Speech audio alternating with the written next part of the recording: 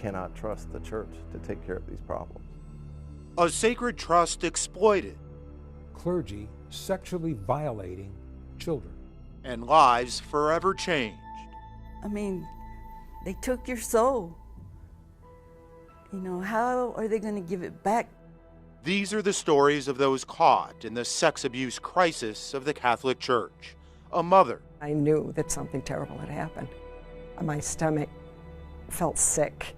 A brother. It's evil is the only way that I could put it. A survivor. As a child, you never forget that face, that look of an animal. Sisters, both abused.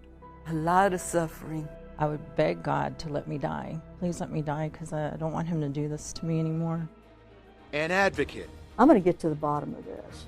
I'm going to find out what is really going on with this crisis. And a priest. I no longer have any trust in the institutional church. None whatsoever.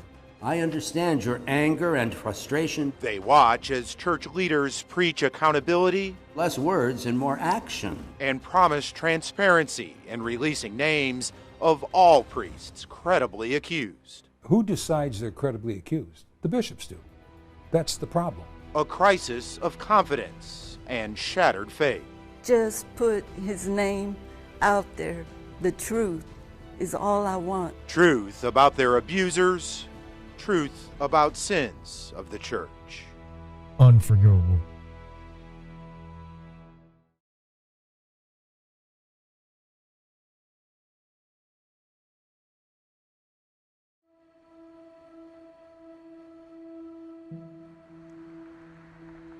Decades have passed, but the trauma endured here, so damaging, so deep, stopped time for this man. As a child, you never forget that face, that look of an animal. He was an animal looking at you. He can still see his accused abuser's eyes. He can still remember his smell. That cologne just reeks. This was 40 years ago this happened, and it takes me right back to that same day. At St. Charles Borromeo on Houston's north side, he was a 12-year-old altar boy serving under Terrence Brinkman, the priest he remembers with that reeking cologne, Father Terry. As a 12-year-old child, nobody should ever go through that. He speaks only in shadow. He asked us to change his voice because what he went through to this day, his own children don't even know. It was a premeditated attack. He used chloroform to come from behind me and put me out. I really can't remember besides me just waking up for just a second or two. But that second or two, I looked back and I could see it was him. I could see that he had his shirt unbuttoned, his trousers were off, and he had me straddled from behind. He says Father Terry, still wearing his priestly collar, sodomized him in a room behind the sacred altar. When he seen that I was coming to, he just went ahead and hit me again with the chloroform, and I was out. In what condition did you wake up? When I woke up, my shorts and my underwear were down by my ankles. And what was so bad about this is that my bicycle that I had rode to church in, he placed it right there next to me. He left me naked outside. Left outside in a church courtyard, he rode home dazed and in pain. He didn't tell a soul. I didn't know what had happened. I was shocked. I was, as I speak about it now, it's horrible. The horror, he says, almost happened again. While in the altar boy dressing room, Father Terry, he says, began to grope him. I exploded. I said some very bad obscenities, and I ran out to the side door. He says another priest was walking by and intervened, and soon Father Terry was no longer at his church. He was gone, not a week or two, not a day or two, but he was gone that day. The church knew. Of course they knew. Of course they knew. But records show Father Brinkman called the move a normal transfer to a temporary assignment at another parish. That was 1976. From there, Father Brinkman continued serving the church while his accuser buried the abuse for years. Then in 2010, he sued as John Doe, but a judge threw the case out. The statute of limitations had expired. Father Brinkman denied ever molesting children, and the Archdiocese says John Doe provided a physical description of the priest that allegedly abused him that does not match Father Brinkman, something this survivor calls nonsense. It's welded in your mind. It never leaves. It's the same thing over and over. But Cardinal Daniel DiNardo says Father Brinkman has never faced any other abuse claims, and an Archdiocesan Review Board recommended that the priest remain in ministry at St. John the Evangelist. To this day, you can go to Baytown on a Sunday and hear Mass from Father Terry. As a priest, you're the shepherd. You're supposed to be the shepherd, protecting the flock, protecting the sheep. How do you let a wolf into the flock? John Doe blames Cardinal DiNardo for not doing more, and he doubts the Archdiocese will include Father Terry on a list of credibly accused priests to be released soon. And they know about this. That's what's so appalling. It's a shame. Can you forgive? I can forgive Father Terry Brinkman under one condition, that he comes clean. If he comes clean and he tells his story the way it should be, I will forgive him. And if not? Unforgivable. Never. But I know that one day he'll have to answer to the man above. And that'll be justice then.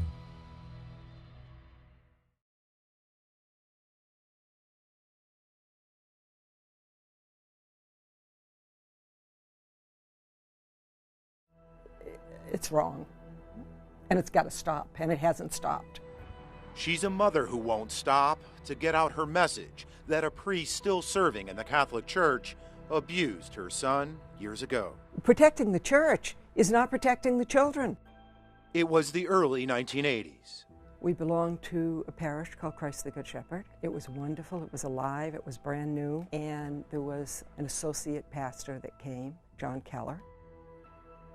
Father John Keller, Carol Labani says, often gave her son John odd jobs at the church, and for this devout Catholic family, all seemed good. Then one day, I went into his room and I saw books on his desk on suicide. And he hadn't been himself. What Mom learned about her son and the priest he looked up to shook her to the core. I went through John's desk and I found 2 letters from Keller talking about, I know you were upset by what happened. I'm so sorry that you were hurt. It isn't my intention. Please don't blame God. I really love you. I love you so much. I love you, repeated over and over in both of the letters. And my stomach felt sick. You still remember reading this for the first time? I do. I just couldn't believe it, that a priest would do something, and I knew that something terrible had happened. Father Keller, she says, had taken John on an out-of-town trip, plied him with alcohol, and put his hands in her son's pants.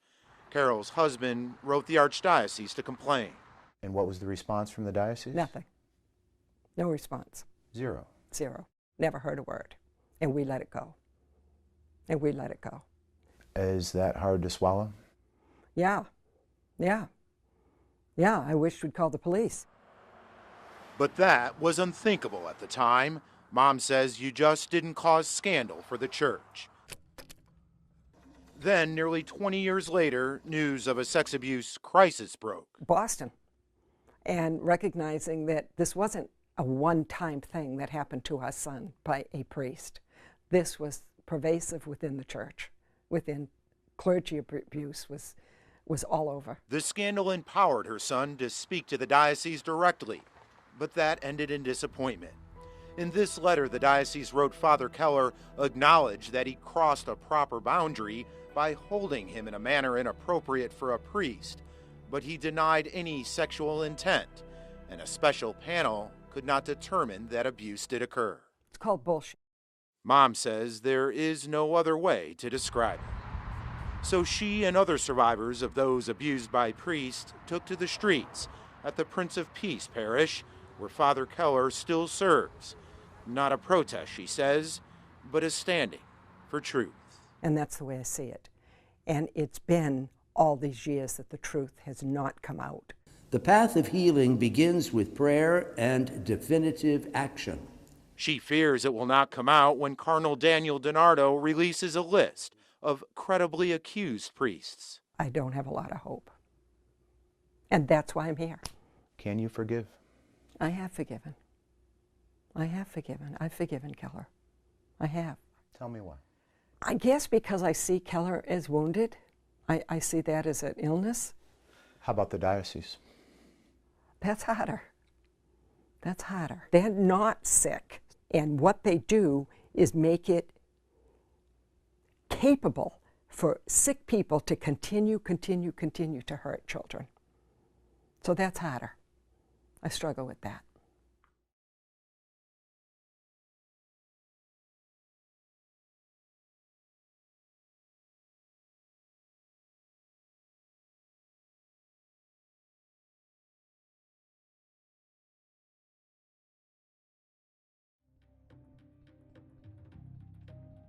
James and John shared a bond that only brothers do, only to have that bond broken by evil. This literally is evil within the church that needs to be cut out. He was such a good kid, he didn't deserve any of what happened to him. What happened to John robbed his childhood innocence and ultimately took his life, his brother says. It began when a family friend molested John, but it did not end there. After that happened, John was recommended to Father Dennis Peterson for counseling. Father Peterson worked in the juvenile justice system as a chaplain helping troubled kids. He seemed like a perfect fit to help John. We looked at the church as a trusted resource, and so to have a priest that's also able to double as a counselor was actually, that would have been a godsend. Instead, he would drink with him or give him drugs and then, pull down his pants and do his business. All while preying on the faith of his older brother. He told him that, you can't go to your family and that we can resolve everything by going to confession and going to God. And that was the method that he used. the very person that was supposed to help him. The person that's supposed to be in the role of the shepherd is the person that literally is the wolf. His big brother sued Father Peterson and the Catholic Church in 1999 for abuse that spanned over 10 years. 3 other accusers joined in the lawsuit, but the priest denied all allegations and the archdiocese ultimately settled out of court. I feel like the church doesn't understand properly the ripple effect of something, the type of evil that has occurred here and how much that impacts the families. John went on trying to live a normal life. He got married and had a child, but he could not escape the past and the demons inside. In 2003, John Thomas Harmon died of an accidental overdose at just 30 years old. Was it the drugs that really killed him? No. It was the fact that he was abused and abused by a member of the church that should have been helping him. That's exactly what caused his death. As for Father Peterson, the archdiocese says it removed him from ministry in 1999. It allowed him to live at a church until the Vatican defrocked him in 2005. And because of poor health, the archdiocese says it permitted him to live in a facility for retired and infirm priests until his death 2 years later. James Harmon hopes to see his name on the forthcoming list of priests credibly accused of sexual abuse. Yes, if Dennis Peterson is on that list, that will go a long way to helping my family heal, knowing that the church is now turning a new leaf and recognizing the pain that they've caused. I mean, you just cannot imagine how hard that is for a family member to deal with. Just, I've struggled with it for so long now.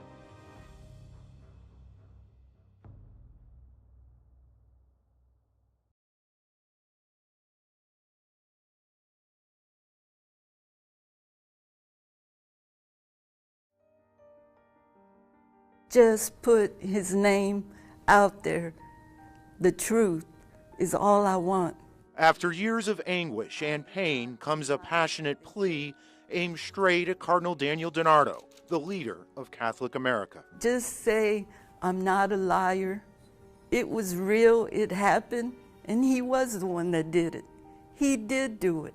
He, accusers say, is Father Lawrence Peguero, a priest at Our Lady of St. John in the 60s and 70s who would often stop by their home for breakfast. Your mother's cooking the priest a meal in the kitchen. Yes, and there's a curtain in between that's closed. On the other side of that curtain, Monica Dianabaya says, is where the priest raped her for years. I would struggle and fight, but he's praying out loud. So my mother is hearing the praying out loud. Her older sister, Elodia Flores, He was my monster. remembers it happened weekly. He would get me, put me on his lap. Oh, let's ride the horse, you know. And the whole time he was just dripping with sweat. And along with the sexual abuse, they say, would come threats if they ever told Mom or Dad. I could kill your mother or your father. Do you ever want to see them again?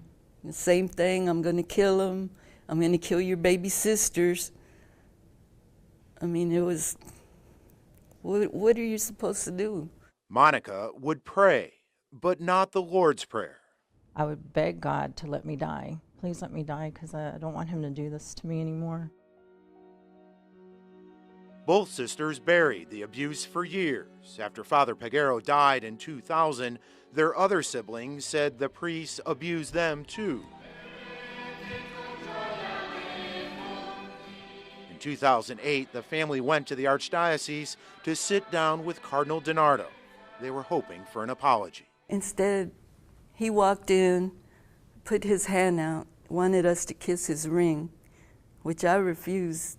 I told him no. Cardinal DiNardo wanted you to kiss his ring. His ring, yes. They say as they poured their hearts out to the Cardinal, All he did was say, I've never heard of that.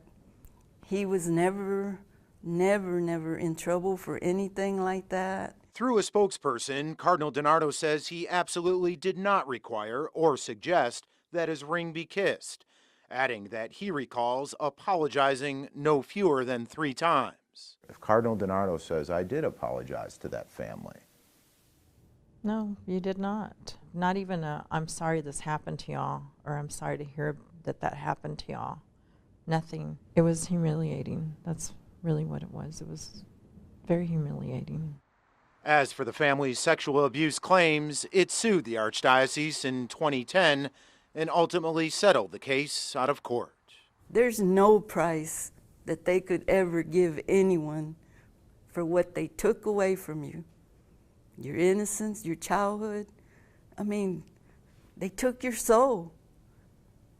They can only hope now that the church will finally acknowledge publicly that their childhood parish priest is on the forthcoming list of clergy credibly accused.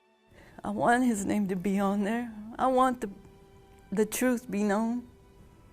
What was done in darkness come to light. That's all I want.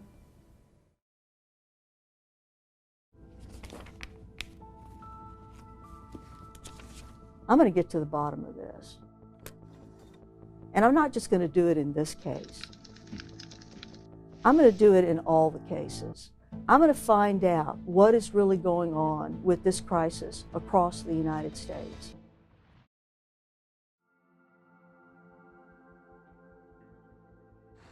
To understand her crusade against the sex abuse crisis, you have to rewind time more than 20 years ago in a Dallas courtroom where Sylvia Demarest sued the Catholic Church and won. There were 11 boys that filed a litigation against Rudy Koss. Father Rudy Koss groomed his victims the way so many sex abusers do. He paid attention to them. He gave them presents. He showed them pornography. He allowed them to use drugs and alcohol. He raped countless boys, all while the diocese ignored the red flags. The diocese knew that he was constantly in the presence of boys. They knew that he had overnight visitors constantly in the rectory. They knew all of this. Did the negligence, if any, of the Diocese of Dallas... After a grueling 11-week trial, the jury found the diocese engaged in a conspiracy to cover up Father Koss's sexual abuse. Unanimous verdict by the jury. It returned a record $119 million verdict against the church. My comment on this was, I hope this wakes up the Pope. I hope this wakes up the Pope. I didn't say much else. I wanted those words to mean something. But there was something else this determined litigator wanted too. Nobody had looked into the overall picture, the overall structure, the overall history of this. No one was doing it. You did? The fickle finger of fate kind of pointed at me. So Demarest and a colleague spent years gathering information on every accused priest at every diocese across the country. We were relentless. 2,600 names at the time. We had over 100 boxes. That she handed over to the advocacy group bishopaccountability.org, which tracks accused and convicted priests. The online list is now twice as long. Once I understood that there was a problem, doing my job included putting together this database, just out of respect for my clients, if nothing else. There's nothing else that exists anywhere in the world that is anything like it. But despite all that, she does not claim victory in her crusade. I really didn't accomplish what I set out to accomplish.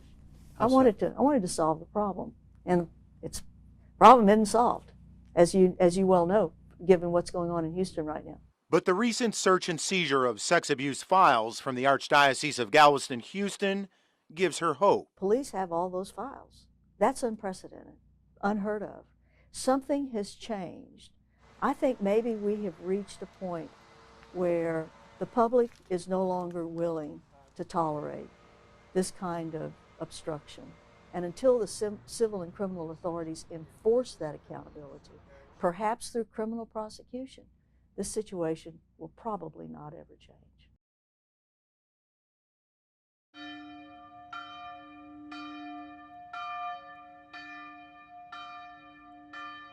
I no longer have any trust in the institutional church, none whatsoever.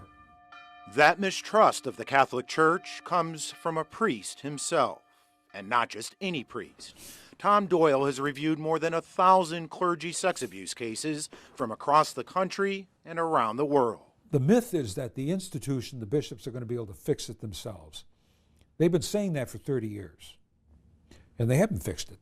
30-plus years ago, Doyle warned bishops of a real present danger in the church in his groundbreaking report, The Problem of Sexual Molestation by Roman Catholic Clergy. I naively thought that once we presented them with this information, that they would immediately get together and do something to stop it.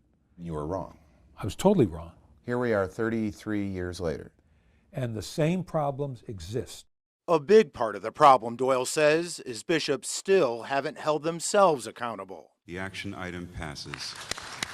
In 2002 in Dallas, the U.S. Conference of Catholic Bishops passed the Charter for the Protection of Children and Young People. It established zero tolerance for abusive priests and deacons. You will be stripped of your ministry forever. But no consequences for bishops who conceal abuse. It took years until 2018 for bishops to try and change that. Brother bishops, to exempt ourselves from these high standards of accountability is unacceptable and cannot stand. But a vote to make bishops more accountable was put on hold by the Vatican. And nothing changes. That's what makes the victims furious. They're sick and tired of all of it. They want action. But church leaders claim the Dallas charter reforms worked, citing data that shows alleged abuse declined dramatically in recent years. Tom Doyle's not convinced. What the bishops don't realize is that they are zero as far as credibility is concerned. Greater accountability and transparency. He points to the rhetoric from Cardinal Daniel DiNardo, president of the U.S. Conference of Catholic Bishops. Cardinal DiNardo made a statement that bishops are going to be all transparent. Well, it's a little too late for that.